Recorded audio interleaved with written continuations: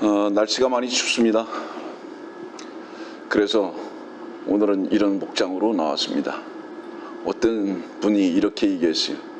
목사님, 양복이 없으세요? 양복이 없기도 하지만 관심이 없습니다. 무슨 옷을 입은들 어떻습니까? 벗지 않았으면 됐죠.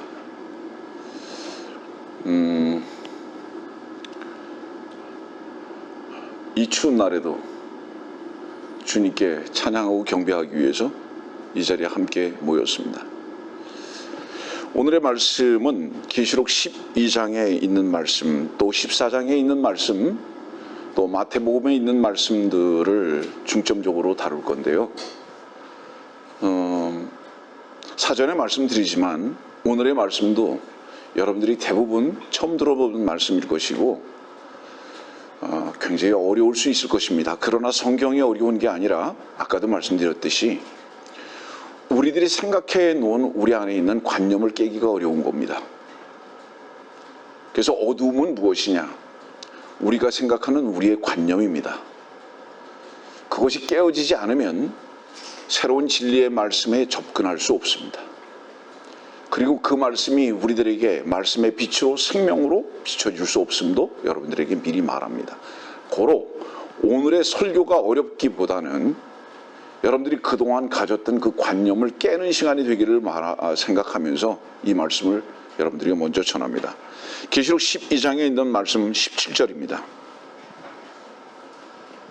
그러자 그 용이 여인에게 분노하여 여인의 시 가운데 남은 자들, 즉 하나님의 계명들을 지키며 예수 그리스도의 증거를 가진 자들과 싸우려고 나가더라.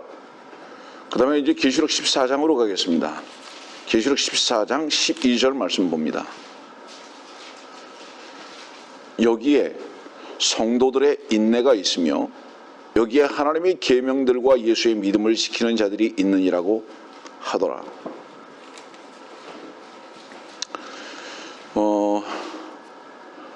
말씀을 구체적으로 강론으로 들어가기 전에 로마서에 있는 말씀을 먼저 잠깐 보겠습니다. 로마서 3장이죠. 말씀이 충돌이 되는 경우들이 있습니다. 네. 성경을 보다 보면 어떤 말씀이 우리가 받아들여야 할 말씀인가? 왜 이 말씀과 저 말씀은 서로 싸우는가? 이런 부분에서 여러분들은 아마 당혹스러울 때가 있을 것입니다. 여기 로마서 3장을 보면 20절부터입니다. 그러므로 율법의 행위로는 그분 앞에 의롭게 될 육체가 없나니 이는 율법을 통해서는 죄의 깨달음이 있음이니라. 그러나 이제는 반전입니다. 그러나 이제는 시제와 함께 앞에 있었던 것들을 완전히 뒤집어 엎어버리는 그 반전이 시작되는 겁니다. 21절이 뭐를 엎어버리는 거죠? 율법의 행위로 의롭게 되고자 했던 모든 일들이 이제는 그거 아니야 라고 딱 뒤집어 엎어버리는 거예요. 그러나 이제는 율법 없이 하나님의 의가 나타났으니 율법과 선지서들을 통해 증거된 것이니라. 무엇이? 하나님의 의가. 그럼 이 하나님의 의가 누구시냐? 주님께서 십자가에 달려 죽으심으로 말미암아 의를 이루어 버리신 것입니다. 곧 하나님의 의는 예수 그리스도를 믿음으로 인한 것으로 모든 자와 믿는 모든 자에게 미치나니 차별이 없느니라. 그 뒤로 넘어가 보세요. 27절. 그러므로 자랑할 데가 어디 있느냐? 있을 수 없느니라. 무슨 법으로냐? 율법의 행위 법으로냐? 행위의 법으로냐? 아니라 오직 믿음의 법에 의해서니라. 그러므로 우리는 사람의 율법의 행위들이 없이 믿음으로 의롭게 된다고 단정하노라. 잊지 말고 잘 말씀을 보세요, 여러분들. 그 다음에 이제 에베소서로 한번 가봅시다. 에베소서로 가보세요. 2장입니다.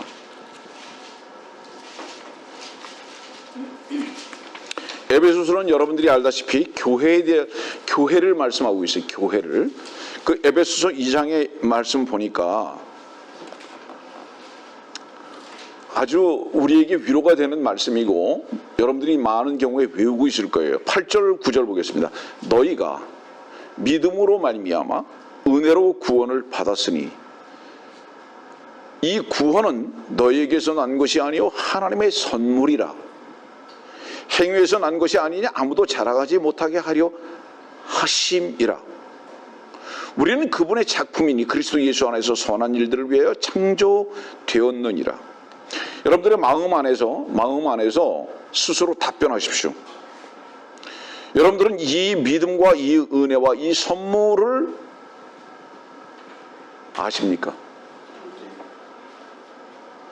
그것은 우리들의 어떤 행위에 의한 것이 아니라 우리의 모순된 행위를 대신하신 주 예수 그리스도의 행위의 완성 때문이었던 것을 우리는 받아들였습니다. 아멘. 그렇습니다.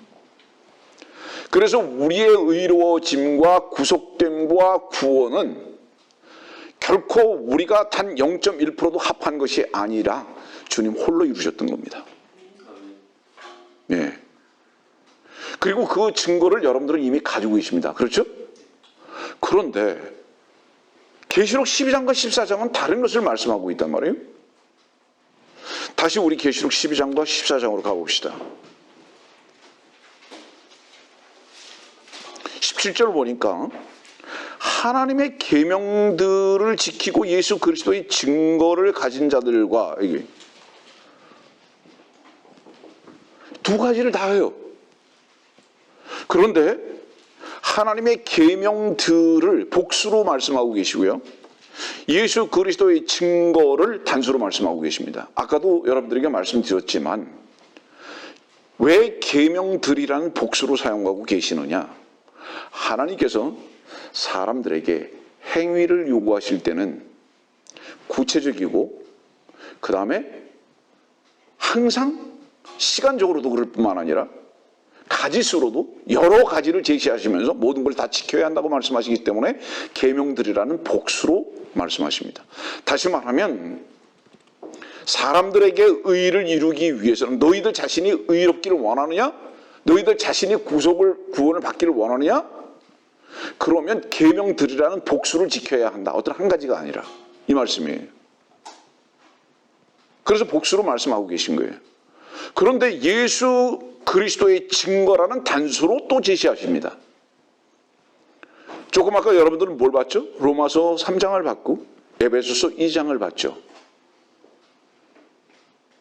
믿음으로 의롭게 되었다. 그 믿음은 믿음들이 아니죠. 왜 믿음이죠? 주님께서 모든 계명들을 이루어 버리시고 의가 되신 이것을 받아들인 겁니다. 그래서 우리는 그 단수, 다시 말하면 주님께서 이미 믿음으로 말미암아 의롭게 되신 그 의를 우리의 것으로 받아들인 이 은혜와 선물로 인해서 우리는 구속을 받은 자들이에요. 근데 계시록은 왜 이렇게 12장에 보니까 두 가지를 다 말씀하고 계실까? 그 다음에 14장에도 보니까 이렇게 또 얘기하잖아요. 12절입니다. 여기에 성도들의 인내가 있으며 여기에 하나님의 계명들과 예수의 믿음을 지키는 자들이 있느니라고 하더라. 여기도 마찬가지예요.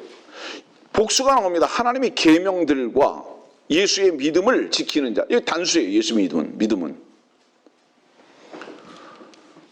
주님은 모든 것의 시작과 끝이십니다.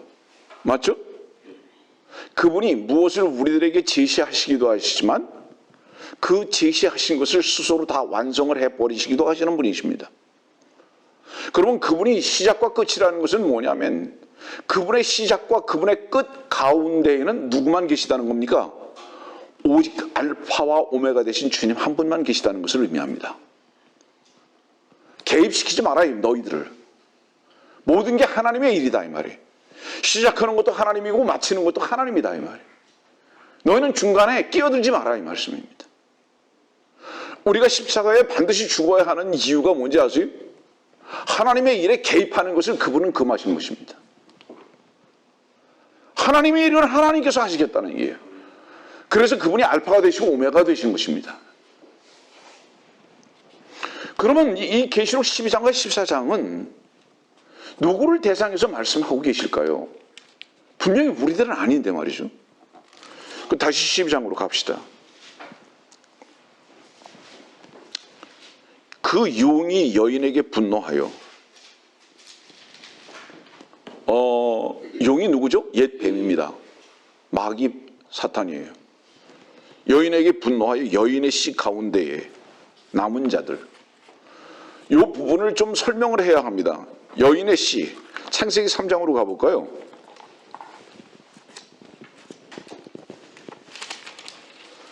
15절입니다. 내가 너와 여자 사이에 또 네 씨와 그녀의 씨 사이에 저기를 두리니, 여기 마찬가지예요. 이 지금 계시록 12장에 있는 이 말씀의 근거를 지금 창세기 3장 15절은 제시하고 있는 거예요. 이 여인의 씨와 그녀의 씨와 저기를 두어요. 그러면 이 그녀의 씨가 누구죠? 여러분들이 알다시피 마태복음으로 갑시다. 오늘의 말씀을 조금 집에서 듣는 분들도 공부하면서 듣기를 간절히 원하는 것은 여러분들이 처음 듣는 말씀일 가능성이 많기 때문입니다. 왜냐하면 지금 이렇게 서론으로 여러분들에게 어프로치 하고 있지만은 사실은 좀 더 구체적으로 힘든 가운데로 들어갈 수밖에 없기 때문입니다. 마태복음 1장 21절입니다. 그녀가 한 아들을 낳으리니 너는 그의 이름을 예수라 하라. 이는 그가 자기 백성을 그들의 죄들에서 구원할 것이기 때문이라고 하니라. 그 예수는 여자가 낳는다. 남자가 낳는 게 아니라 여자가 낳는다. 그 증거가 무엇인 줄 아느냐? 23절. 보라, 한 처녀가 잉태하여 한 아들을 낳으리니 그의 이름을 임마누엘 하리라 하셨으니 이를 해석하면 우리와 함께 하시는 하나님이라. 임마누엘 하나님이 예수시다. 그 임마누엘 하나님이신 예수가 여자에게서 난다. 그러면 이 옛뱀 용은 창세기 3장 15절부터 저기를 두었습니다. 누구에게 저기를 뒀죠? 여인의 씨에게서부터 낳는 자에게 저기를 뒀어요. 그 예수님에게 저기를 둔 거죠. 이게 이유가 뭐죠? 예수 그리스도가 생명으로 말미암아 낳는 자들에 대해서 극도로 민감한 겁니다. 그래서 창세기 3장 15절부터 이것은 예언적으로 말씀하고 계신 거예요. 그럴 수밖에 없을 것이다. 그런데 마태복음 1장, 2장, 마태복음 자체는 누구를 다루고 있다고 말씀하셨죠, 여러분들? 육신적 이스라엘을 다루고 있습니다. 다시 보겠습니다. 여인의 씨 가운데 남은 자들, 여인의 씨 가운데, 여인의 씨로부터 시작된 민족들, 그리고 남은 자들, 이 뜻이죠. 그러면 이 남은 자가 누굴까요? 로마서 있는 말씀 봅시다.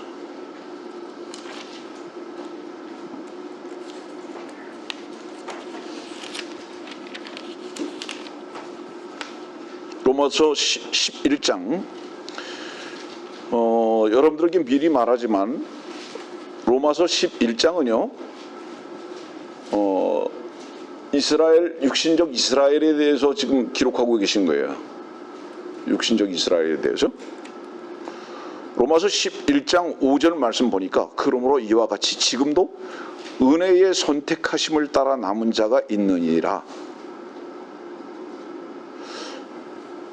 그러면 이때가 은혜 이와 같이 지금도라고 이 말씀을 기록하셨을 때는 추후 60년이니까요. 지금으로부터 약 2000년 전이에요. 그죠? 그렇지만 이 현재적인 이 2000년 전에 이것을 어디에다 지금 맞춰놓고 있는지 아세요? 이 지금이라는 것을 어디에다 맞춰놓고 있는지 아세요? 그 뒤로 쭉 가보세요.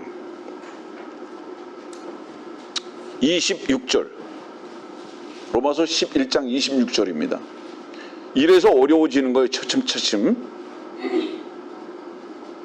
25절부터 26절. 형제들아 너희가 스스로 지혜 있는 채 하지 않게 하기 위하여 이 신비를 너희가 모르기를 내가 원치 아니하노니 이는 이방인들의 충만함이 차기까지는 이스라엘의 일부가 완고하게 된 것이라. 여기 때를 말합니다. 이방인들의 충만함이 차기까지라는 어떤 시제를 말하고 있어요. 때. 바로 이때가 언제냐? 온 이스라엘이 구원을 받는 바로 그때다. 그럼 바로 이때가 언제입니까? 이제 지금 곧 우리 앞에 있어요. 무엇을 다루고 있죠? 로마서 11장과 남은 자들, 로마서 11장과 지금 계시록 12장에 남은 자들, 여인의 씨 가운데 남은 자들, 누구를 다루고 있죠? 그리고 언제를 향하고 있죠? 이방인의 때가 찰 때, 그때 남은 자들입니다. 거기를 향하고 있죠. 근데 그들은 어떠해야 하느냐? 교회와 똑같지 않고 하나님의 계명들도 지켜야 한다. 그리고 예수의 증거도 가지고 있어야 된다. 가지고 있어야 된다. 예수 그리스도의 증거도 가지고 있어야 된다. 다른 표현은 뭐죠? 예수님을 믿기도 하고 하나님께서 구약에 그들에게 요구하신 계명도 지켜야 하는 바로 그때를 말씀하고 계십니다. 이유가 무엇이냐? 여러분들은 이미 잘 알다시피 계시록 4장 1절에서 교회는 이미 휴거됐습니다. 그러면 계시록 12장은 어떤 때를 지금 말하고 있냐면 대환란 때를 말하고 있음을 여러분들 공부했습니다. 놀라지 마세요.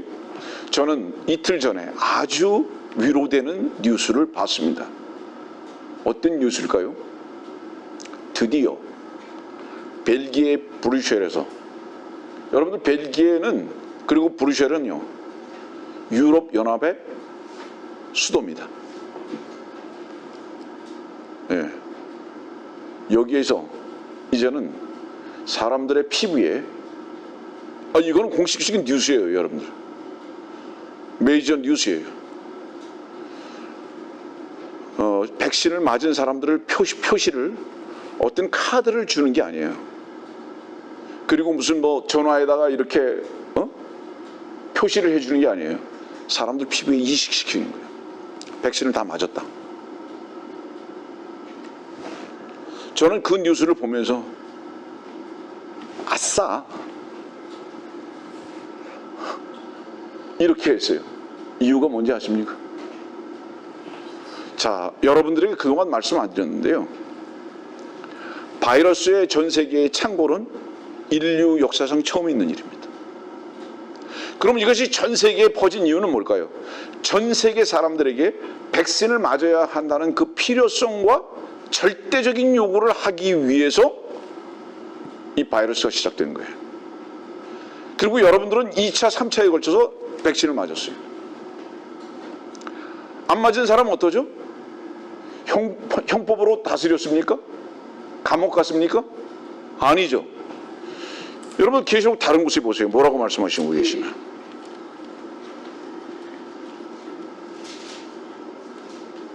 (16절) 보세요. 13장.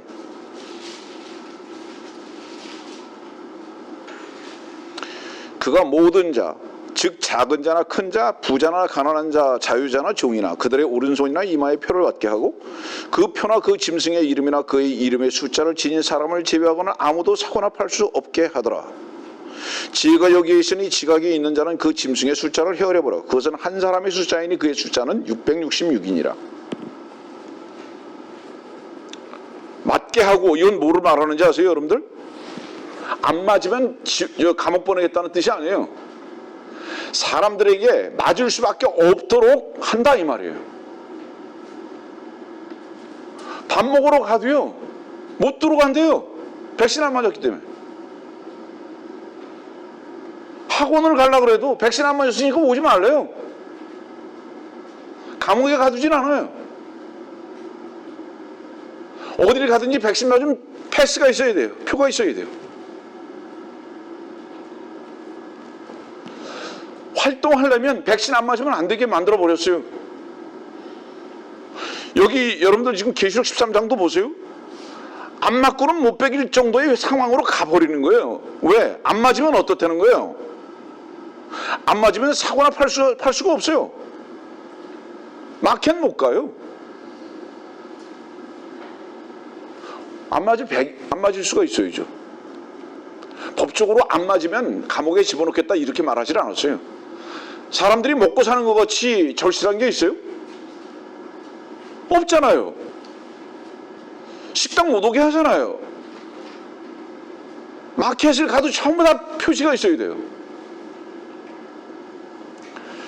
이것이 의미하는 바가 뭘까요?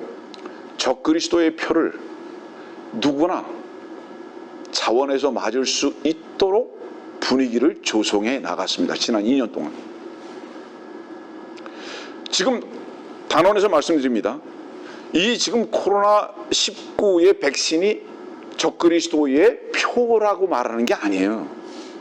적그리스도의 표를 모든 사람들이 저항하지 아니하고 자연스럽게 그 필요에 의해서 맞을 수 있는 분위기를 전 세계 사람들한테 조성하기 시작한 것을 말하는 것입니다, 여러분들. 이건 무엇을 의미하죠? 아, 교회는 휴거 될 때가 바로 앞에 왔다. 주께서 우리를 반드시 속히 부르실 것이다. 그래서 제가 이렇게 말한 거예요. 아싸! 이렇게 말한 거예요. 드디어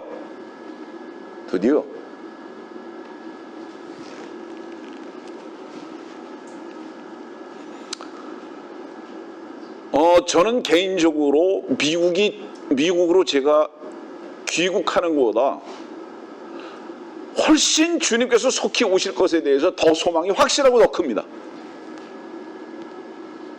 그래서 지난 한 주일 동안 그것 때문에 신났어요. 며칠 동안. 드디어 주께서 오실 때가 됐다. 이제 군대에서 그런 말해요. 한 열흘, 제대한 열흘 남겨놓고요. 아, 거꾸로 매달아놔도 열흘 못 가냐? 그렇게 말해요. 여러분들이요, 힘듭니까? 외롭습니까? 어렵습니까? 억울합니까? 거꾸로 매달아놔도요, 주님 속히 오십니다. 아멘입니다. 예. 우리 서로 위로하자. 예. 조금만 더 기다리다. 다 왔다. 그래서 제가 얼마나 기쁜지 몰라요. 아까도 지난번에도 말씀드렸지만 꼴 보기 싫은 사람들 때문이 결코 아니고요. 내가 육신의 몸을 입고 이 땅에 있는 것 자체가 너무 싫은 거예요. 저에게 유일한 기쁨이 있다면 뭔지 아십니까? 여러분들에게 이 진리의 말씀을 전하고 가르치는 거예요. 그 외에 없어요. 이 땅에 있어야 하는 이유가 없어요. 즐거움이 없어요. 그러면 도대체 이것이 교회가 아닌데, 지금 계시록 12장이 교회가 아닌데, 분명히 남은 자들인데, 그리고 하나님의 계명들을 지켜야 하는 자들인데, 고린도전서 10장으로 갑시다. 많은 경우에 오해가 생기는 이유가 이런 거죠. 성경을 잘못 해석하고 오해가 생기는 이유. 고린도전서 10장 32절입니다. 유대인에게나 이방인에게나 하나님의 교회에게나 아무도 거치는 자가 되지 말라.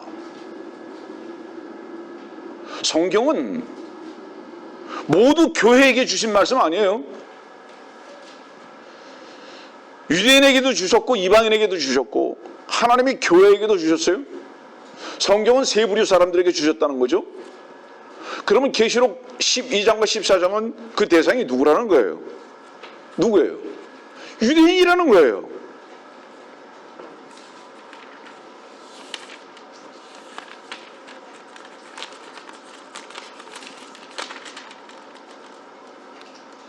자, 다른 곳을 가봅시다. 디모데후서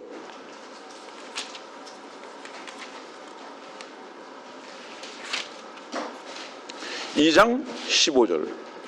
디모데후서 2장 15절. 오랜만에 이 말씀들 전하고 있죠. 내가 진리의 말씀을 올바로 나누고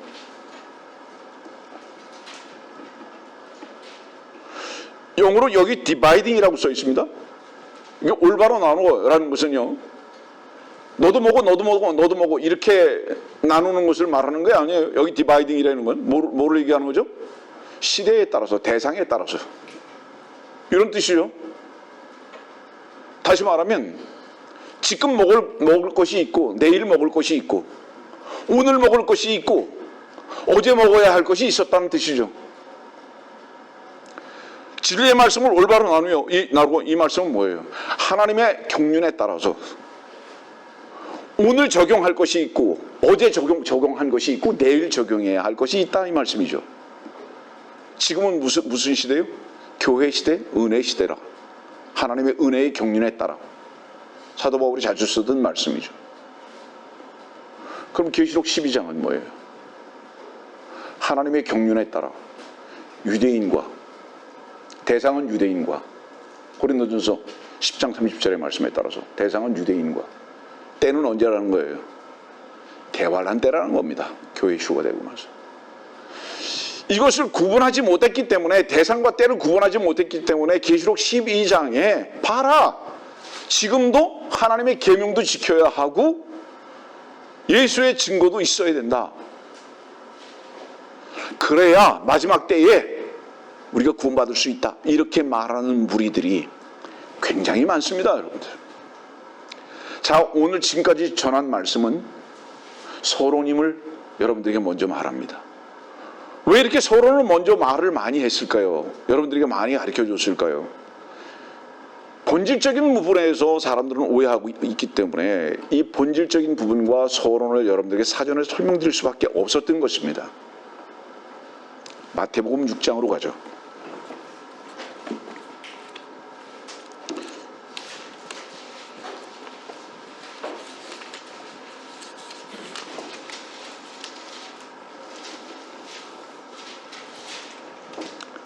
마태복음 6장입니다.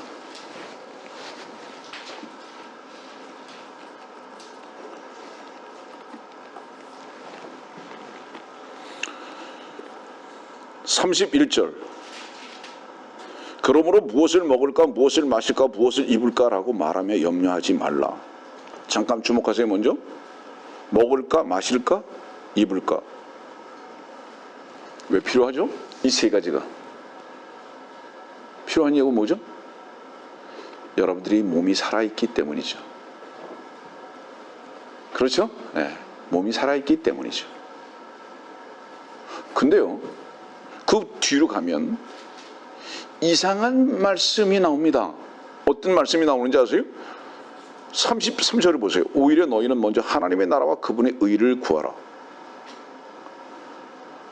오늘 여러분들에게 마태복음에 나오고 있는 하나님의 나라라는 말씀에 대한 이 부분이 굉장히 중요하고 또 어려운 말씀이 될 거예요. 이 마태복음 6장에 있는 하나님의 나라에 대해서 제가 조금씩 다루긴 했지만 오늘같이 디테일하게 가르쳐 드린 적은 없어요. 여기 보니까 먹을 거 마실 거 무엇을 입을까? 이거는 몸이 있어야 되는 건데요. 근데 하나님의 나라는요, 이게 불필요한 거예요. 하나님의 나라는 이게 왜 불필요한 건지 아십니까? 하나님의 나라는요, 먹고 마시는 게 아니에요. 자,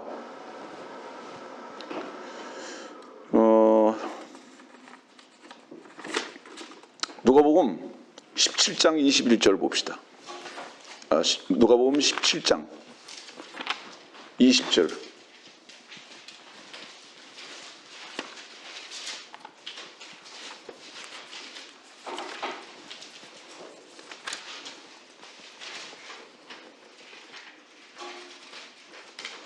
(20절) 21절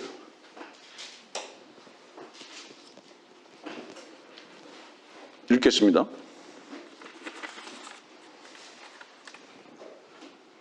주께서 언제 하나님의 나라가 오겠느냐는 바리새인들의 질문을 받고 그들에게 대답하여 말씀하시기를 하나님의 나라는 볼 수 있게 오는 것이 아니니라. 또 사람들이 보라 여기 있다 또는 보라 저기 있다고도 말하지 못하리니 보라 이는 하나님의 나라가 너희 안에 있기 때문이라고 하시더라. 하나님의 나라는 볼 수 있게 오는 것이 아니다. 그 육신적인 나라가 아니다 이 말이에요. 하나님의 나라는. 그럼 육신적인 나라가 아닌데 먹을 필요가 있습니까? 입을 필요가 있습니까? 하나님의 나라는 뭐라고 말씀하셨어요, 여러분들? 하나님의 나라는 먹는 거 아니다, 보는 거 아니다. 그래서 하나님의 나라는 먹고 마시는 게 아니다. 오직 뭐라고 그랬어요? 의와 화평과 기쁨이다. 하나님의 나라는 그걸 뭐라는 거예요? 우리 안에 속한 부분을 말하는 거다.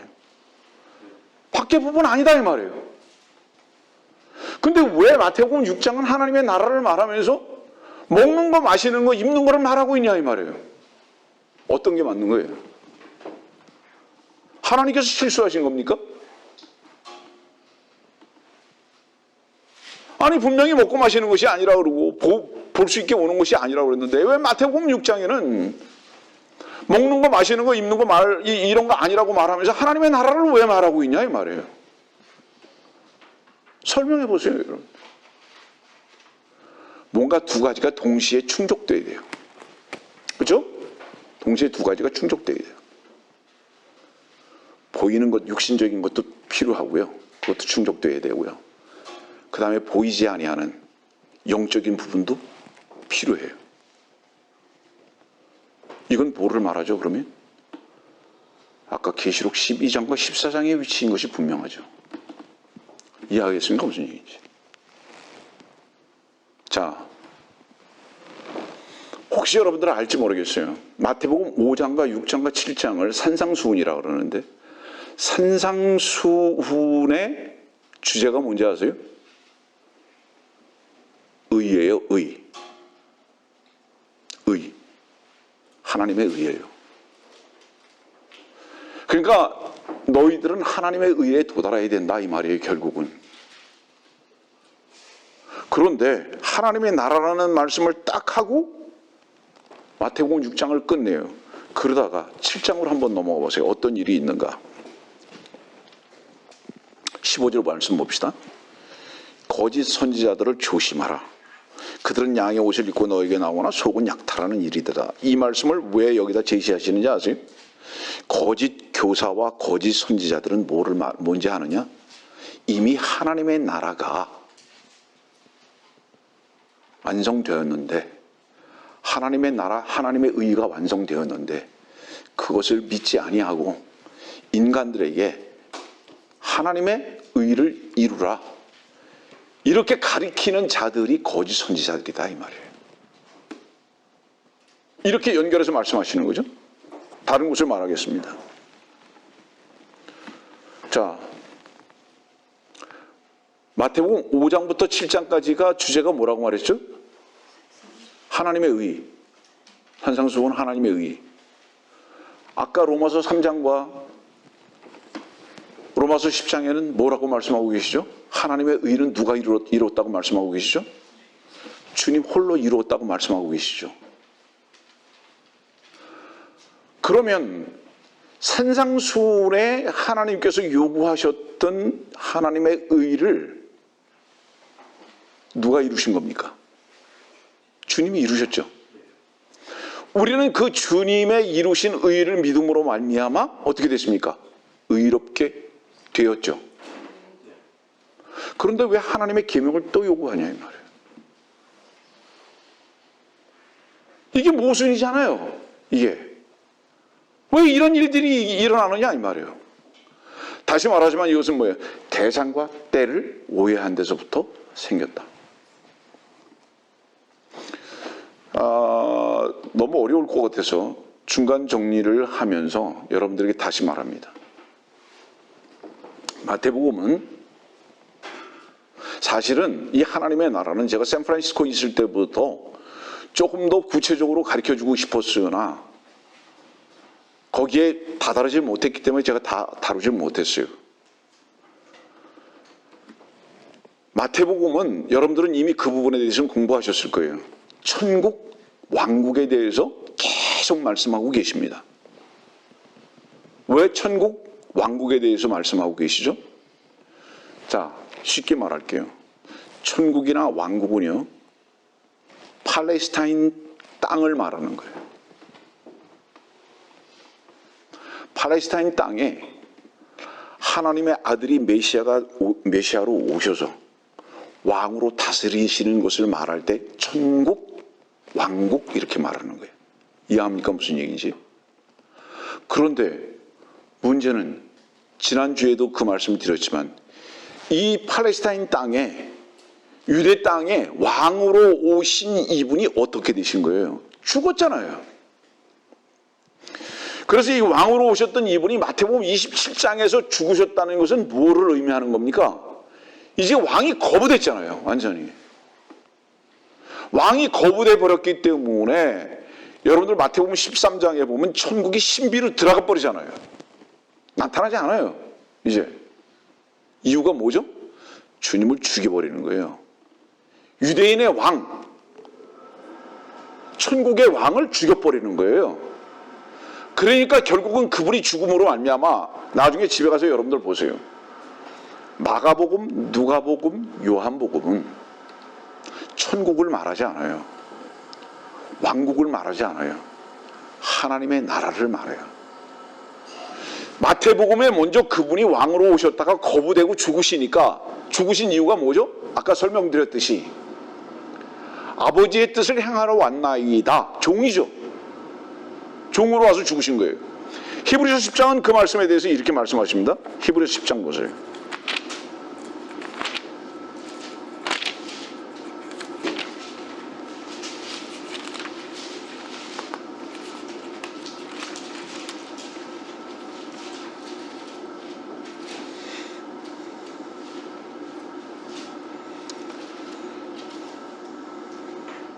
(7절입니다) 그때, 여기 그때가 언제죠?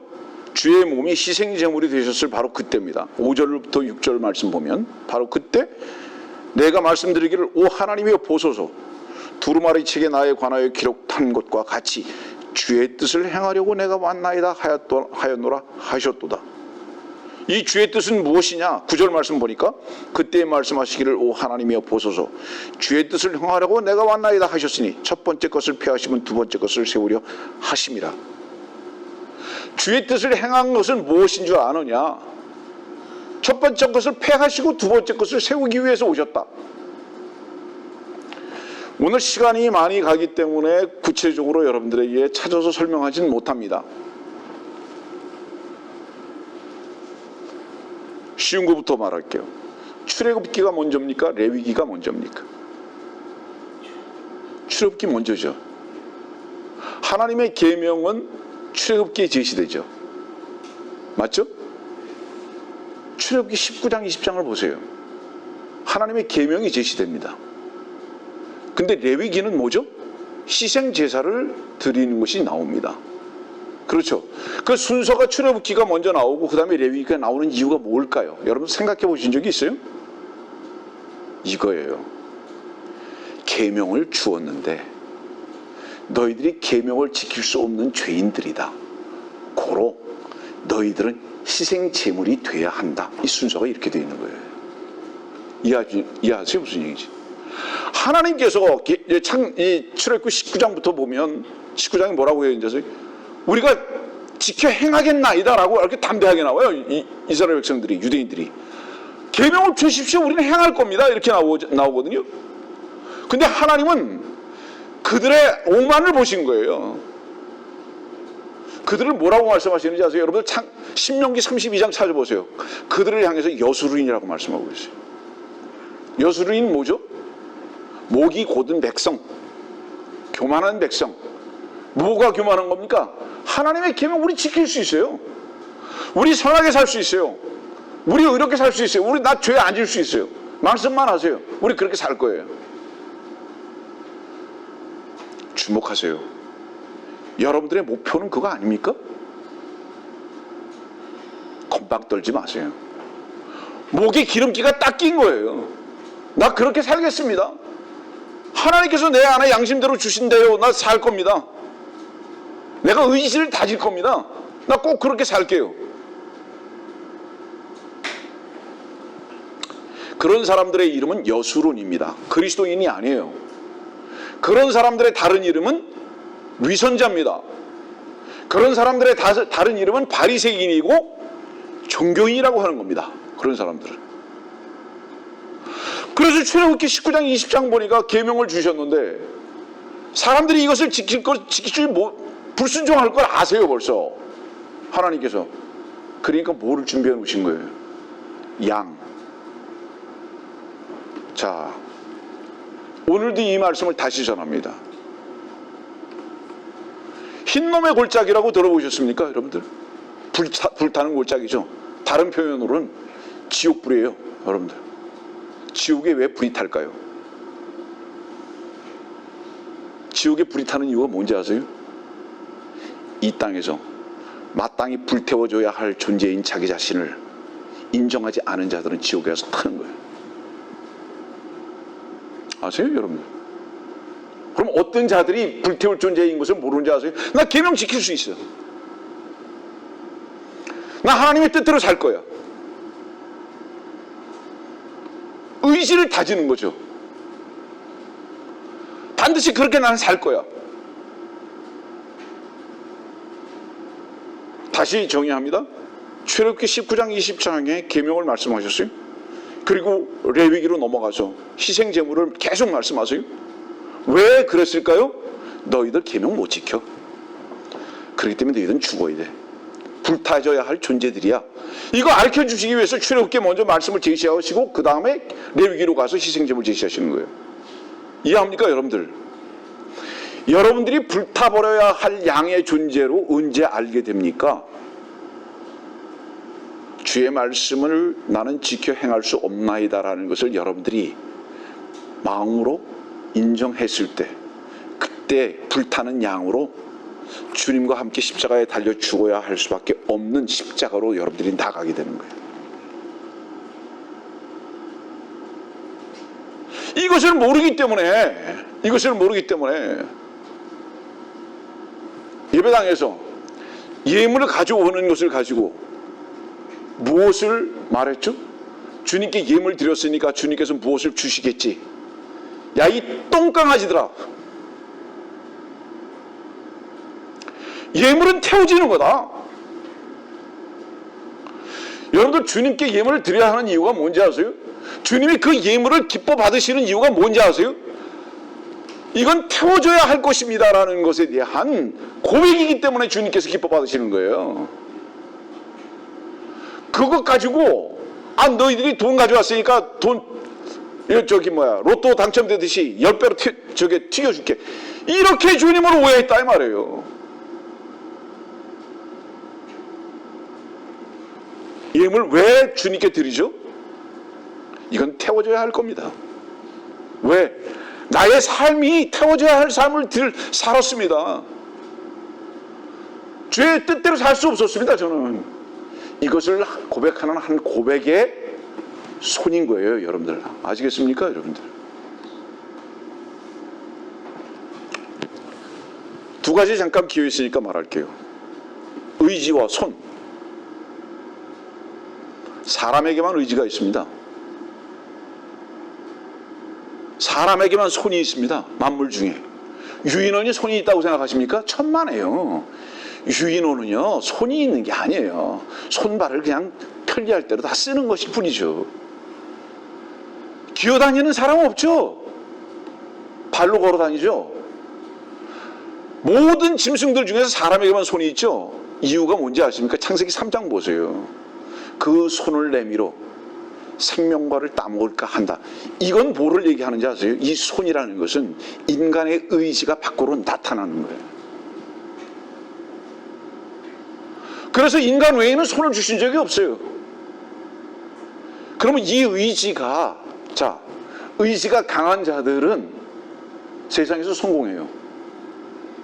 그리고 의지가 강한 자들은 세상에서 인정받아요. 의지가 강한 자들은 뭔가 집중력을 가지고 뭔가 추구하고 성취할 수 있어요. 그 다른 표현으로는 의지가 강하다는 건 뭐를 얘기하는지 아세요? 독종이에요. 그런데 주님께서는 우리들에게 그 의지를 어떻게 요구하시는지 아세요? 너와 세상을 위해서 쓰라고 주신 것이 아니라요, 주님께 굴복하는 의지로 주신 거예요. 이 말씀을 왜 드리는지 아세요, 여러분들? 여러분들이 물질이 이 손을 통해서 주님께 드려졌을 때 그 의지를 주님께 굴복하는 시간인 거예요. 여러분들 아셨어요? 나는 나의 의지를 내 자신을 위해서 쓰지 않습니다. 이 나의 의지를 주의 말씀 앞에 굴복하는 데만 사용할 것입니다 라는 고백이라고요. 여러분들 아시겠습니까? 그것의 다른 선물이 뭔지 아세요? 믿음으로 받아들이는 겁니다.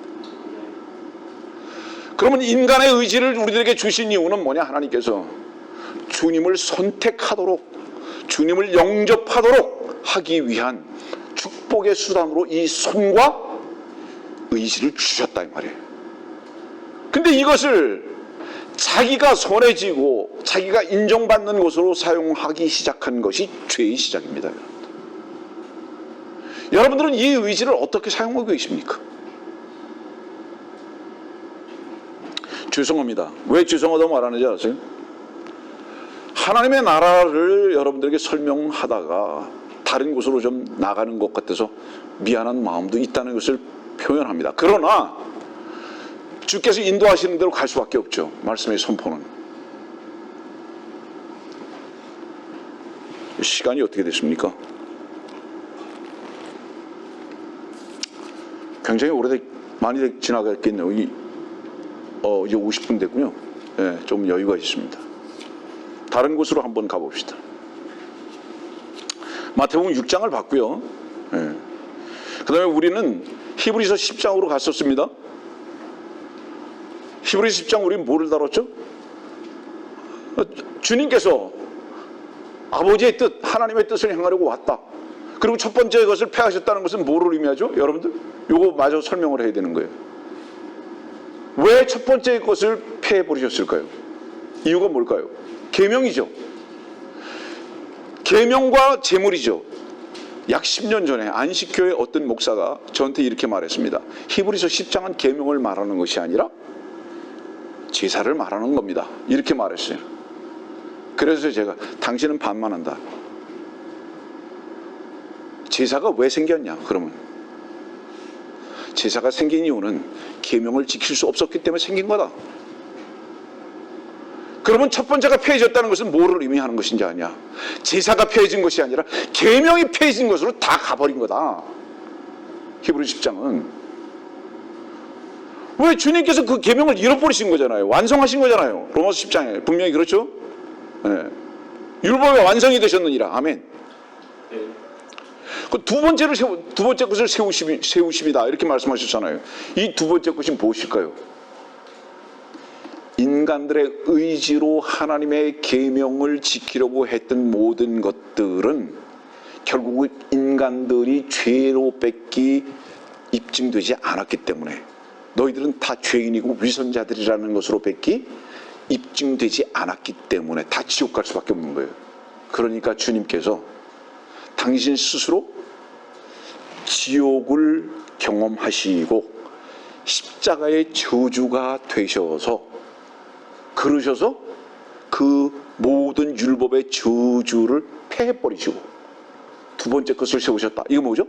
하나님의 의가 되셨다. 자, 기회 됐으니까 잠깐 얘기할게요. 가라디아서 3장은 나무에 달려 죽었다 말씀하세요. 주님께서 왜 나무에 달려 죽으셨을까? 십자가가 왜 남을까요? 쇠로 하면 안 될까요? 쇠로 해가지고 뭐 그냥 1000년 동안 계속 쓰면 안 될까요? 그거? 왜 나무로 만드셨을까요? 그 나무가 선악과예요. 그 나무에 달렸다는 것은 뭐를 의미하는지 아세요, 여러분들? 그 나무와 하나됨을 말하는 거예요. 주님께서 선악을 알게 하는 그 나무와 하나가 돼버려서 죽으신 거예요. 그래서 그 나무가 끝쳐버린 거예요, 여러분들. 그리고 주께서 다시 부활이 되셨다는 것은 그 선악을 알게 하는 나무는 끝나버리고 생명의 올리브가 나무가 되셨던 것을 입증하신 것입니다. 그게 십자가의 사건이에요. 다른 곳으로 가죠. 마태복음 19장.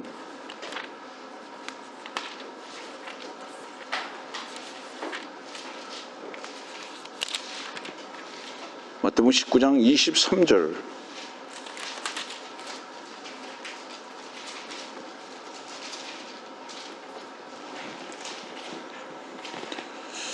그 후 예수께서 자기 제자들에게 말씀하시기를 진실로 내가 너에게 말하노니 부자가 천국에 들어가는 것은 어려운 일이라. 또다시 내가 너에게 말하노니 낙타가 바늘귀로 들어가는 것이 부자가 하나님의 나라에 들어가는 것보다 더 쉬우니라고 하시더라. 26절. 예수께서 그들을 보시고 그들에게 말씀하시기를 이 일이 사람에게는 불가능하나 하나님께는 모든 것이 가능하니라고 하시더라.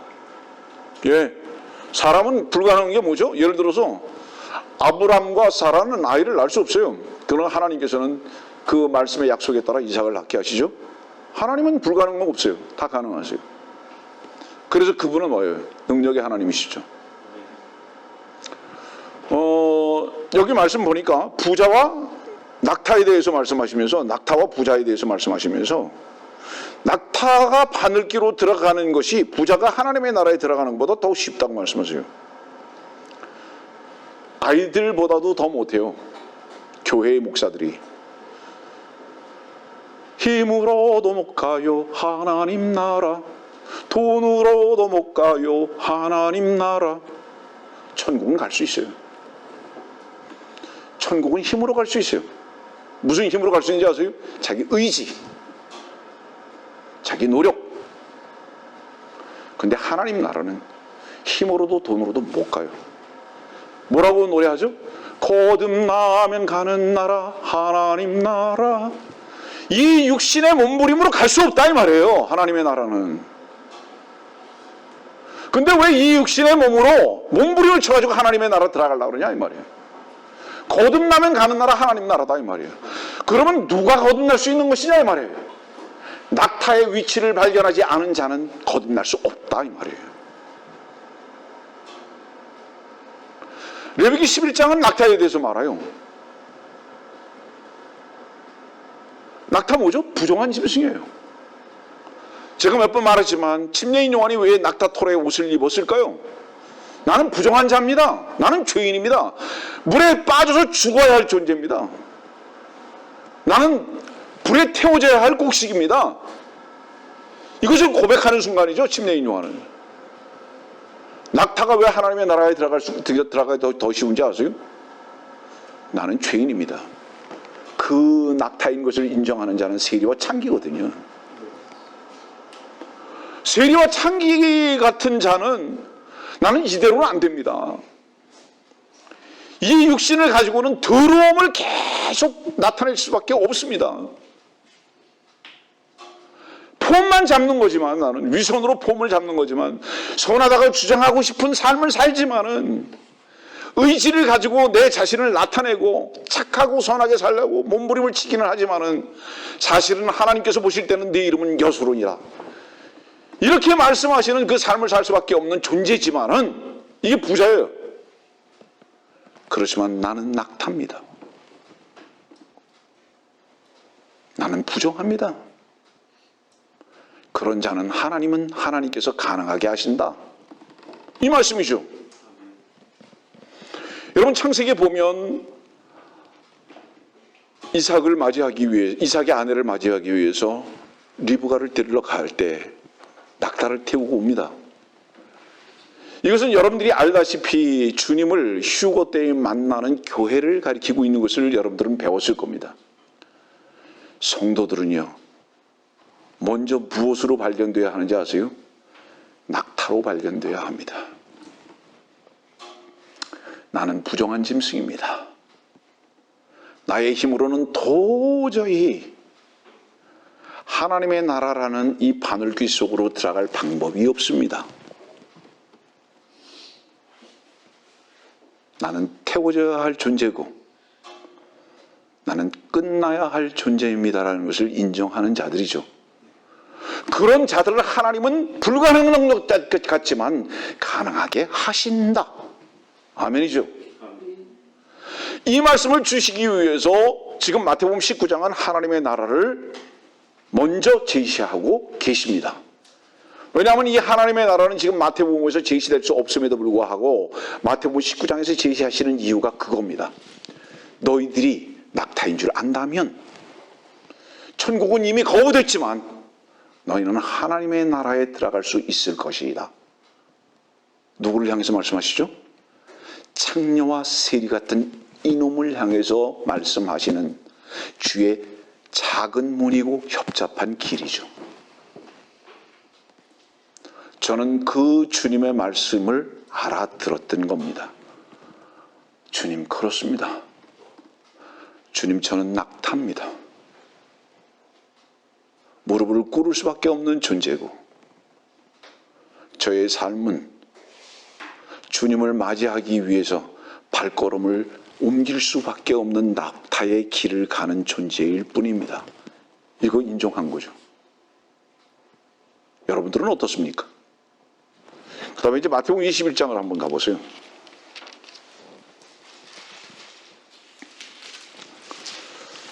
마태복음 21장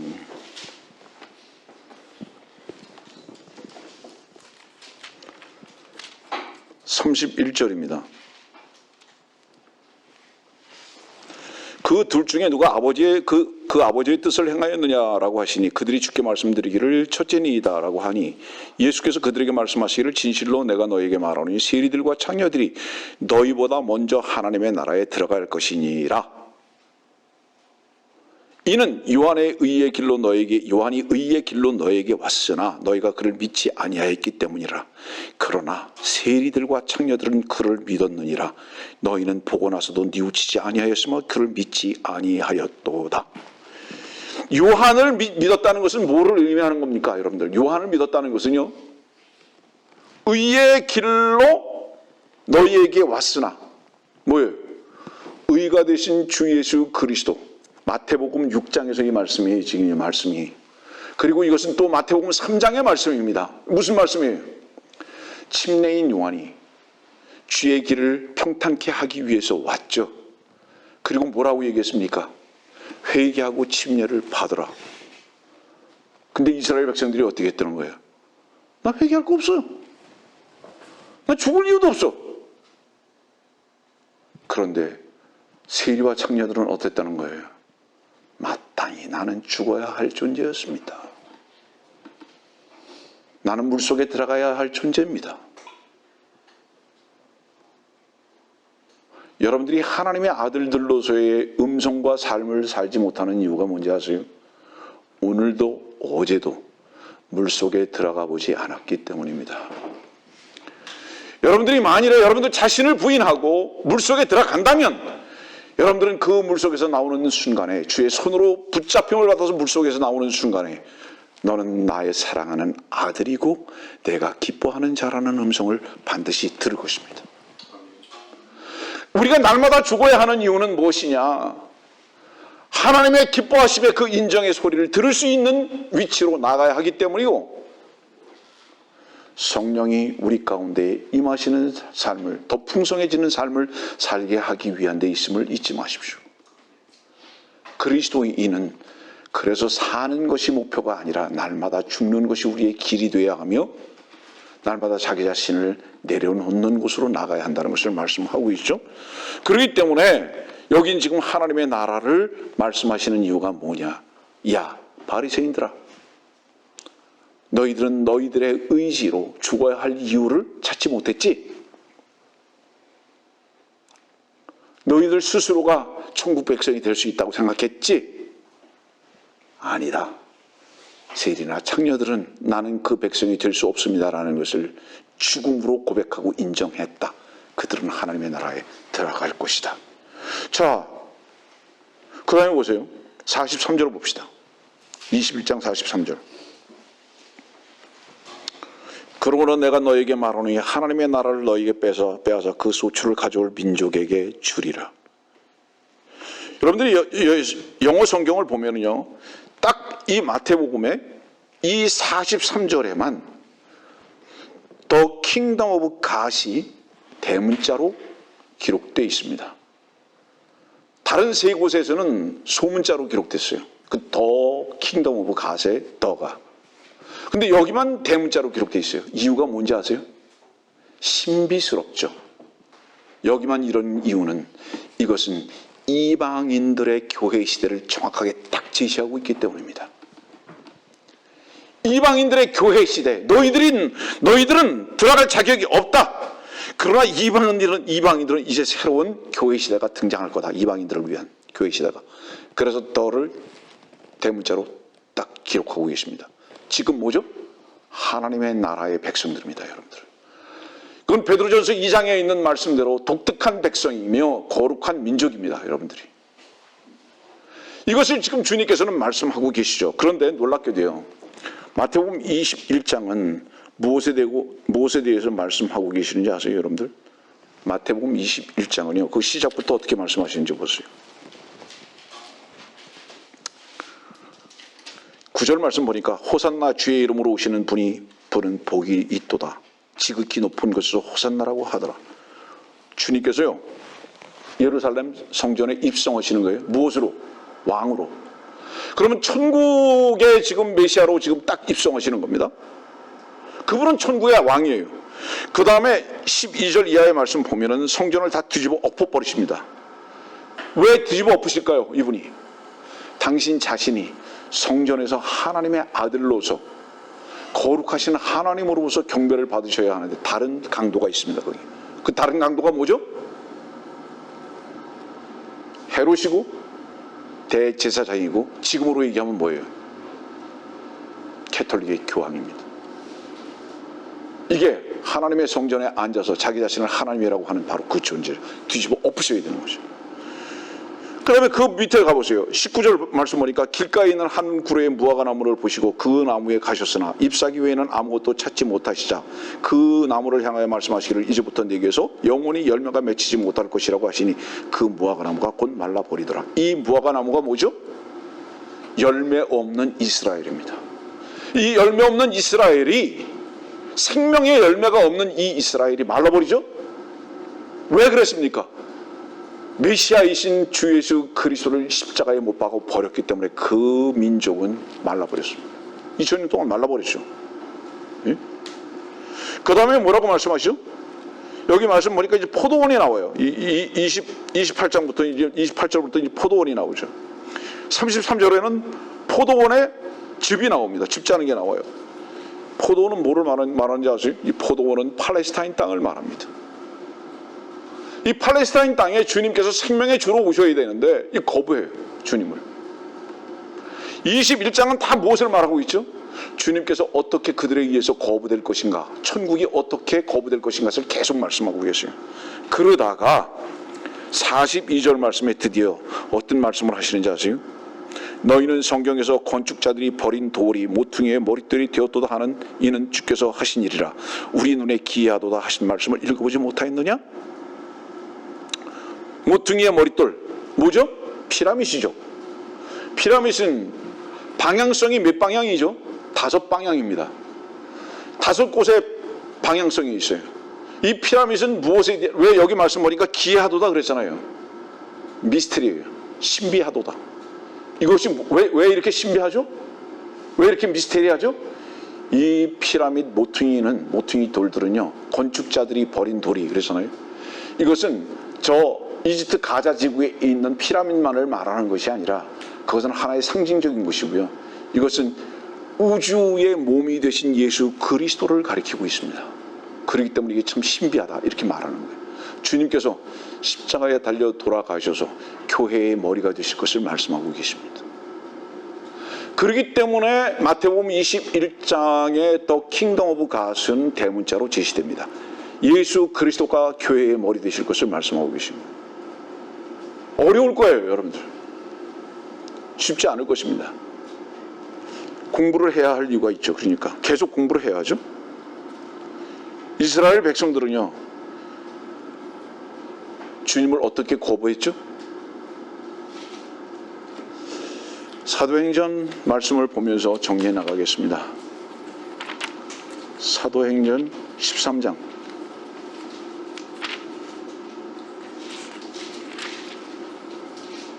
46절입니다.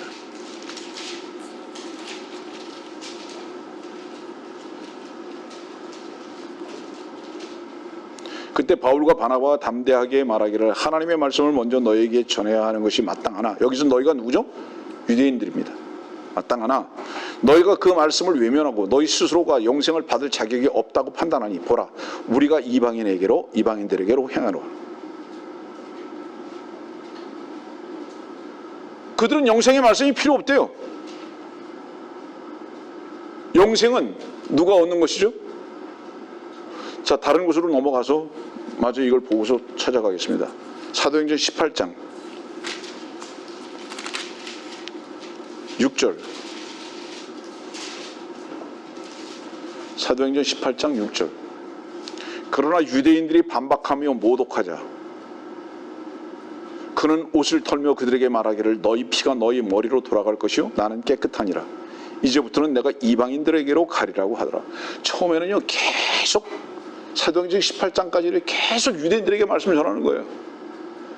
주께서 구주가 되셨다고, 그리스도가 되셨다고 계속 말씀을 전하는 거예요. 그들이 거부해요. 그러니까 드디어 이방인들에게 간 겁니다. 여러분들 이방인이었죠? 그래서 사도 바울이 이방인들의 사도라고 그러고요. 그리스도의 복음 은혜의 경륜에 따라서 우리는 지금 현재 어때요? 그리스도께서 우리의 의가 되신 것입니다. 뭐 다른 부분이에요, 여러분들. 그래서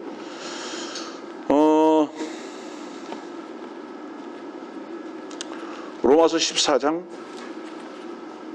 17절.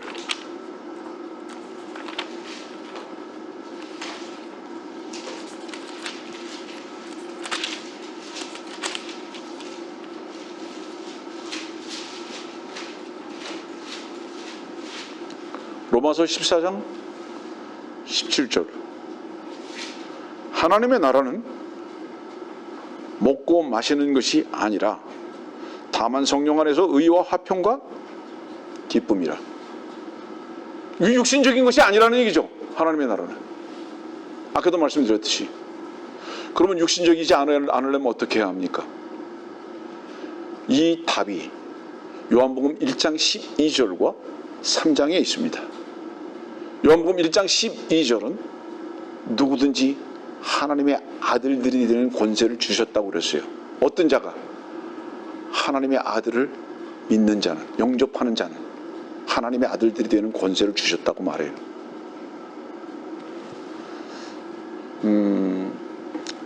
요한복음 3장 찾아보고 말씀을 결론을 내리겠습니다.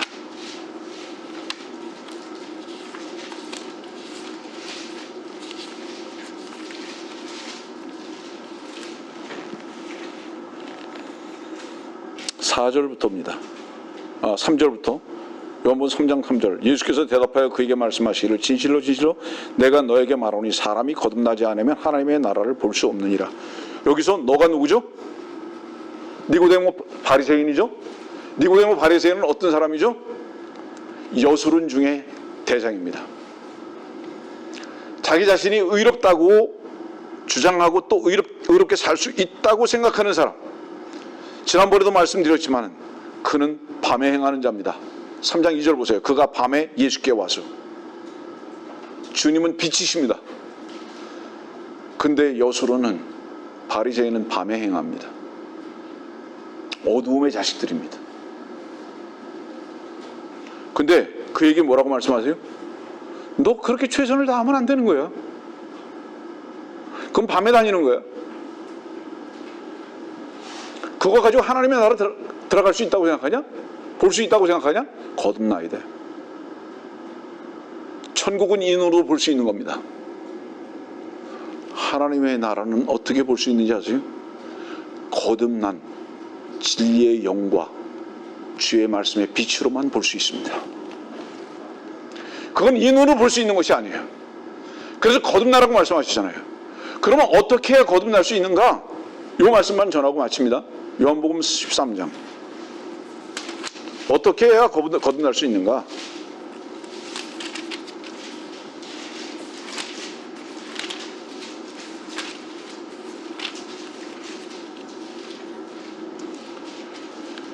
(23절) 요한복음 13장 23절과 25절.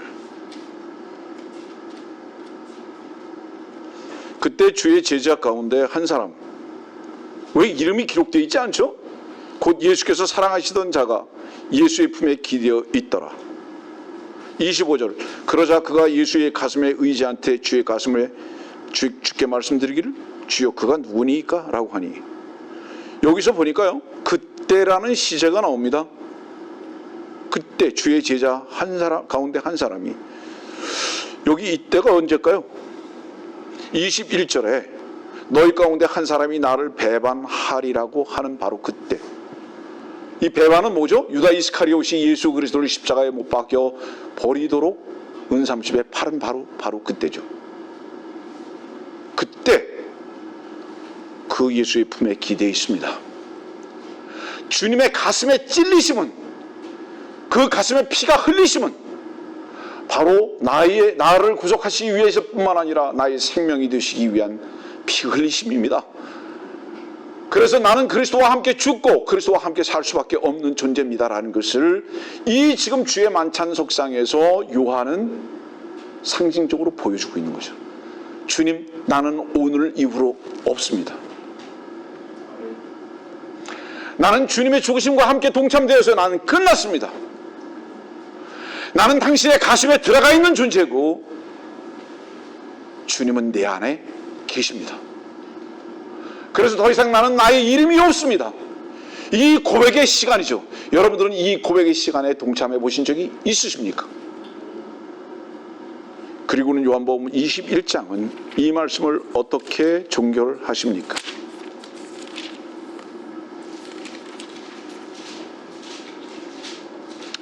요한복음 21장 20절. 그때 베드로가 돌아보니 예수께서 사랑하시던 제자가 따라오는 것을 보았는데 그는 또한 저녁 먹는 자리에서 주의 가슴에 기대어 주여 주를 배반할 자가 누구니까? 라고 묻던 자더라. 조금 아까 요한복음 13장의 내용이죠. 이 자가 누구였습니까? 이 자가 제자 요한이었습니다. 그 제자 요한은 요한복음을 썼음에도 불구하고 자기의 이름이 없죠. 왜 이름이 없을까요? 요한복음 13장을 경험했기 때문입니다. 여러분들이요, 왜 우리의 이름이 그리스도인입니까?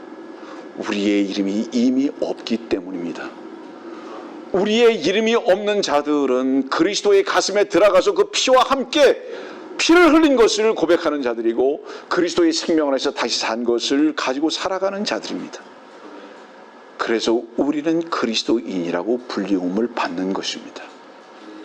우리들의 삶이 우리의 삶이 아니라 그리스도인의 삶이 된다면 우리는 복된 삶입니다. 그것이 능력의 삶이며 자유의 삶입니다. 그것이 하나님의 나라의 백성으로서의 살아가는 삶입니다.